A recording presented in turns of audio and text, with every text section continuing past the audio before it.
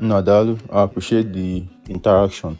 Arobinagu, the ancestral deity of your Omona, is usually what I refer to. Or your own more nonofia, your own more binago. Like I live in the bush, right? So my own Arobinagu, as well as the one of both my Ikunne, my Bennam like this now, right?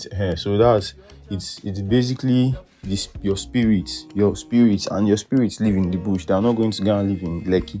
There is a noisy place that there are no trees. It's in the bush, in the village, in the Ofia, Kahabi.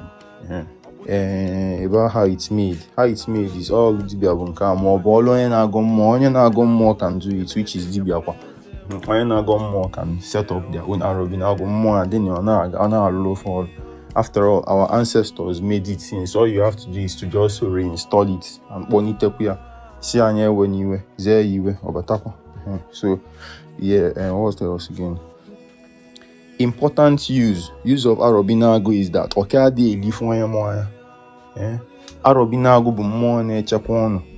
One of the Arobinagus is Ekwomumu. Ekwomumu is what brings fertility and prosperity. So imagine when you don't have your prosperity goddess, fertility goddess, Arobinagu in your house. Una fit they lack, una fit they get near success syndrome, una fit they get all those kind of things, you understand? Because that more, so that's the use, right? All more kobo.